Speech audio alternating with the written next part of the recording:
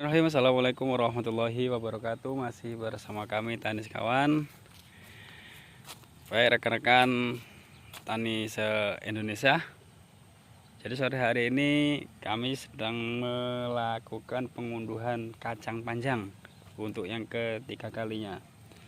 Alhamdulillah untuk panen pertama kemarin kita dapat 3 kilo, kalau enggak 7 kilo ya, lupa juga kemarin berapa.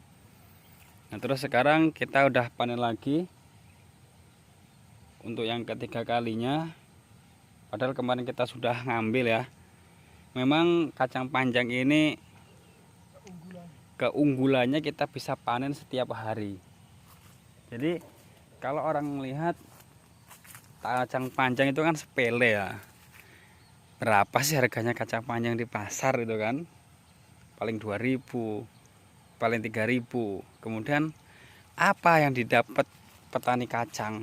Nah, sedikit mungkin informasi bagi rekan-rekan yang mau menanam kacang panjang. Jangan ragu rekan-rekan dalam bertani kacang panjang ya. Jadi dalam menanam kacang panjang itu keunggulannya kita bisa panen tiap hari.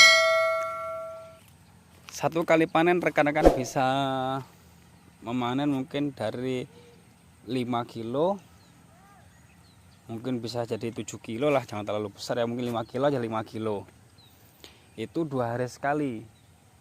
Nah ketika waktu itu berjalan 5 hari atau mungkin 10 hari, maka rekan-rekan bisa mendapatkan sekitar, kalau satu kali panen itu dapat 5 kilo, berarti kalau 5 kali pengunduhan berarti sudah dapat 25 kilo ya. Kita tidak ambil terlalu besar, juga tidak kita ambil terlalu kecil, karena yang namanya pengunduhan kadang dapat 3 kilo ya, kadang dapat 8 kilo, jadi kan itu, maka kita ambil tengah-tengah aja 5 kilo.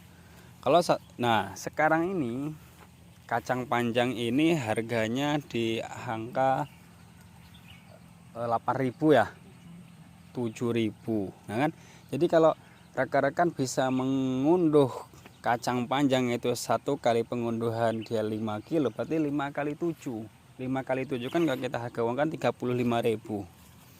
Itu satu kali panen atau satu kali pengunduhan. Sedangkan kita mengunduh ini 2 hari sekali. Kalau rekan-rekan bisa mengunduh 1 hari sekali karena mungkin banyak ya, alangkah enaknya, tiap hari dapat duit, tiap hari dapat duit. Nah kemudian kan ada niatan ini nanam kacang panjang dengan jumlah besar, yang nanti sekali panen dapat minimnya mungkin 20 kilo ya, tinggal dikalikan aja. Kalau sekarang harga 7.000, 20 kilo kali 7.000 kan 140.000 satu kali panen. Kalau 2 kali panen tinggal menghitungkan, 3 kali panen tinggal menghitungkan. Nah kemudian ketika ada rekan-rekan yang komen, ya sekarang harganya bagus 7.000, nanti gimana kalau harganya sekilonya 2.000 atau mungkin 1.000 atau mungkin 500. Nah kalau harga naik turun itu memang sudah resiko seorang petani ya. Tidak hanya kacang, cabai, terong, pare, tanaman apapun itu, sayur-sayuran, tomat.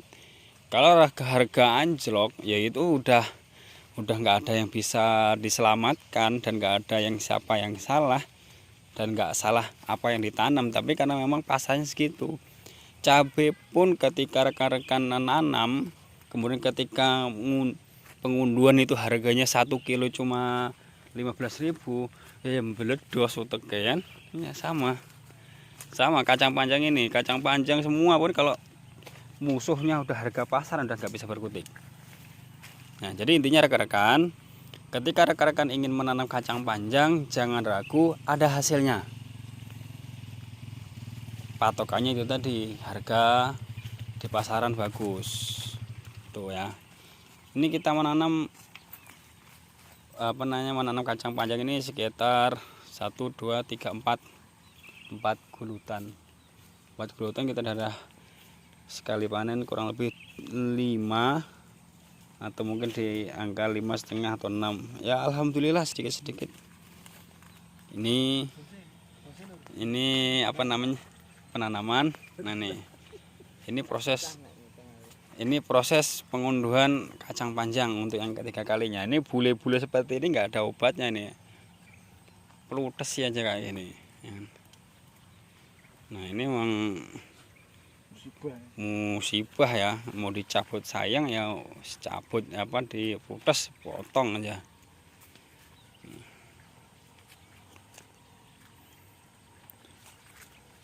7.000 harga dari petani. Harga di pasar mungkin di angka 9.000.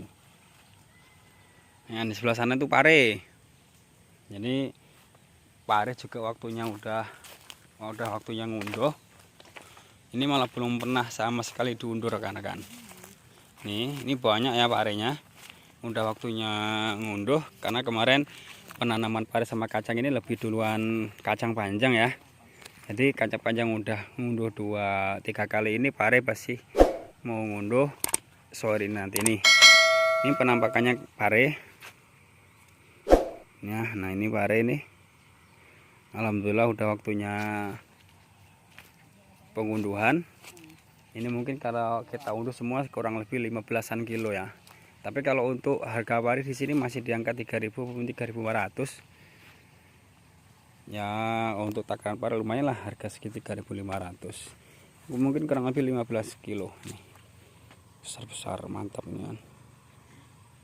Nah, jadi rekan-rekan yang hobi pare kalau mau beli monggo ke sini, banyak stok. Ini sengaja kita pruning kemarin ya, batangnya kita pruning. Jadi kalau rekan-rekan lihat kayaknya aneh, batangnya nggak ada daunnya, memang sengaja kita pruning semua nih batangnya.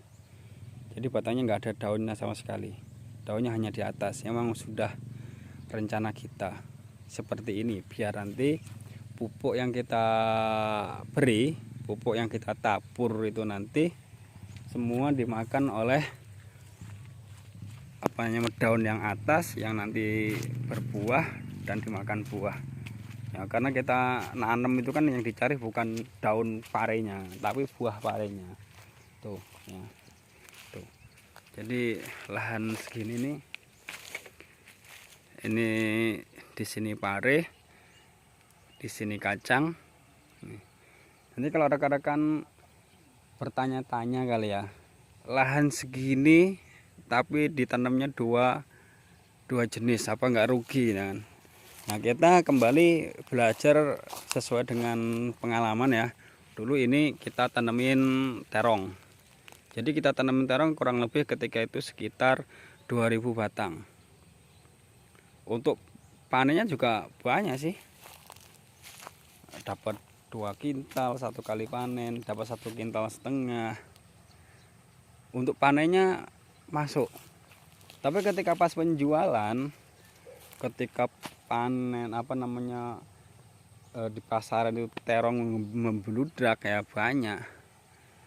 Ya panen 2 kintal, panen 3 kintal itu nggak ada harganya dalam bentuk uang. Ya terong 1 kilo 1.000. Kita panen 3 kintal, 1.000 kali 300 cuma 300.000. Padahal 3 kintal itu berkarung-karung.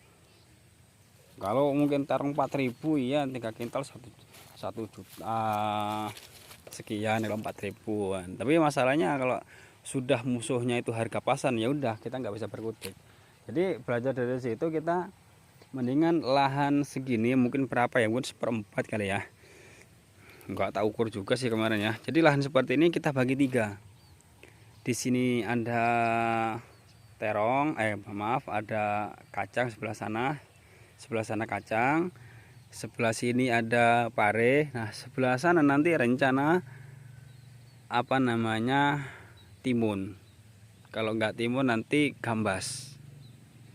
Jadi kita ngunduh kemudian pare ini harganya jatuh, harapannya kacang yang di sana dia harganya stabil, dan rencana gambas yang di sana harapannya stabil. Begitu juga sebaliknya, kalau nanti kita pengunduhan kacang itu harganya jatuh, minimal harga yang pare sini stabil, gambas di sana stabil.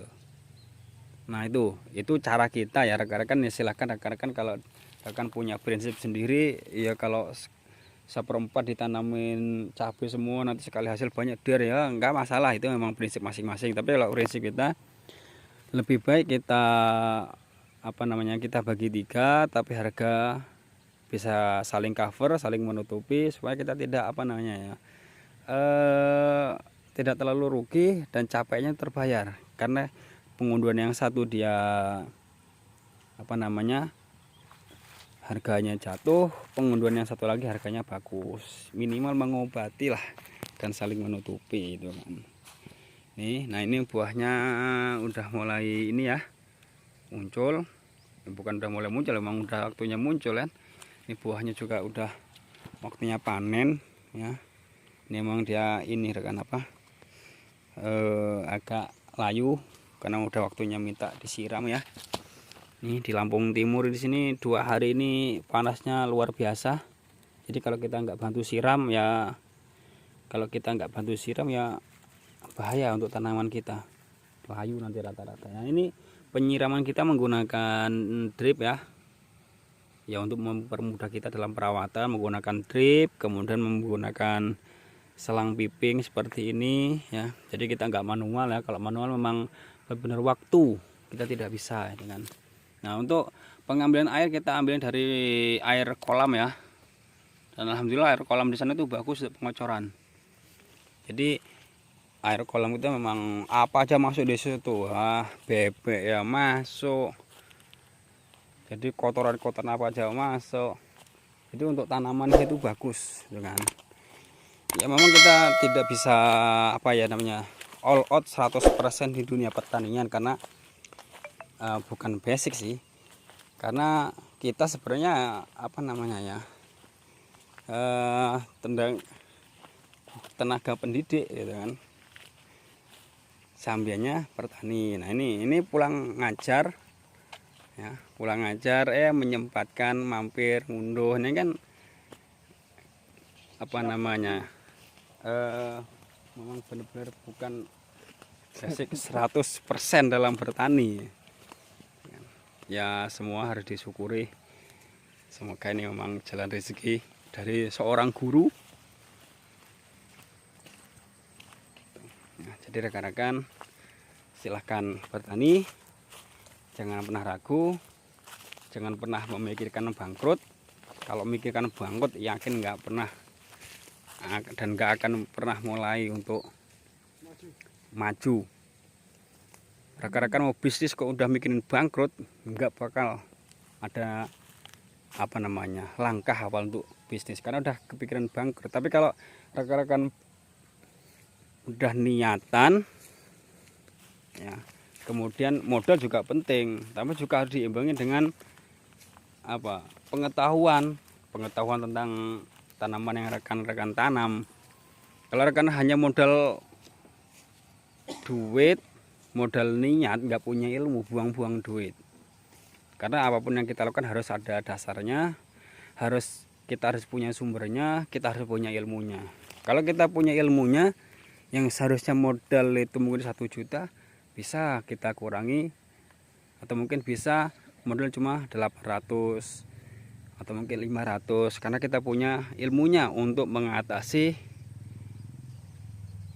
jumlah modal yang berlebih mungkin dengan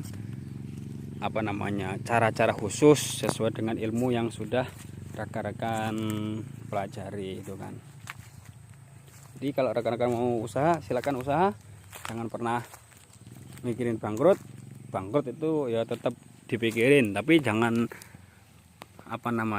bangkrut dijadikan patokan rekan-rekan tidak berani berbuat, itu malah salah kaprah nanti ya. Ini pare. Nah ini jadi kalau kita memang nggak telaten dalam bertani, hal seperti ini ngapain ya kan? Padahal udah kasihkan lanjaran sendiri ya, kita yang ngasih jalan. Ya namanya tanaman kan, masa tanaman mau ya ini kan. Nah ini dia lanjarannya di sini gawatnya nih, tapi malah nyebrang kemana-mana kan. Nah ini harus telaten kayak gini tuh ya. Lanjaran kita lanjaran para ya, memang susah cari bambu. Maka solusi dari kita ya udah kita cari bambu seadanya. Untuk tiangnya atasnya kita gunakan tali kawat, kemudian dicampur dengan nilon ya. Nanti kalau emang rekan-rekan ragu nanti nggak kuat atau mungkin buahnya udah banyak, ya udah tinggal aja dikasih